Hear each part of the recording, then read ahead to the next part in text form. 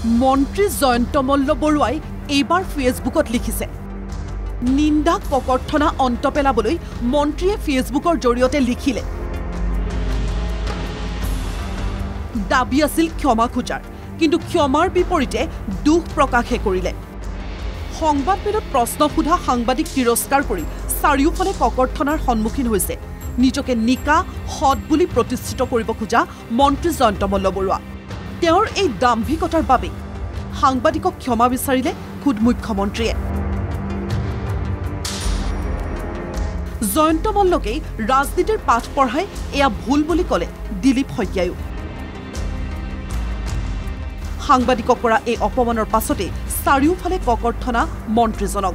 এই ক্ষেত্ৰত দল আৰু মুখ্যমন্ত্ৰীও যেন সহায় নকৰিলে সেয়ে ফেচবুকতে লিখিলে এই দীঘলীয়া লিখনি সংবাদ জগতৰ সৈতে আমাৰ পৰিয়ালৰ সম্পৰ্ক বহু পুৰণি মোৰ দেউতাই 22 বছৰ দৈনিক অসমৰ দৰে এখন প্ৰতিষ্ঠিত কাকতৰ স্থানীয় সংবাদদাতা হিচাপে কাম কৰিছিল সেই সাংবাদিকৰ প্ৰতি মোৰ গভীৰ শ্ৰদ্ধা সৰুৰে পৰাই গঢ় লৈ উঠিছিল আৰু এই শ্ৰদ্ধা মোৰ অন্তৰত আছিল আছে আৰু সদায় থাকিব ইচ্ছাকৃতভাৱে মই কোনো সাংবাদিকক অপমান কৰা নাই তথাপিতো মোৰ কথাত যদি কাৰোবাৰ মনত আঘাত লাগিছে তাৰ বাবে মই সঁচাকৈ দুখিত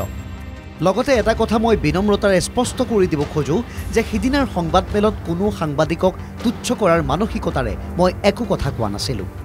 মাত্ৰ এটা নিৰ্দিষ্ট চেনেলৰ এগৰাকী নিৰ্দিষ্ট সাংবাদিকে তেওঁৰ মালিকপক্ষৰ ব্যক্তিগত স্বাৰ্থত উদ্দেশ্য প্ৰণোদিতভাৱে মোক উপৰ্যুপৰি কৰা প্ৰশ্ন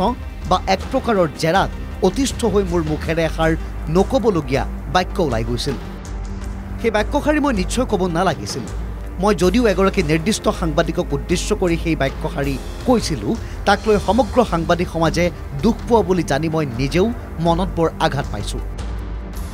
সেই সকলোকে ভুল নুবুজিবলৈ মই বিনম্ৰতাৰে অনুৰোধ জনাইছোঁ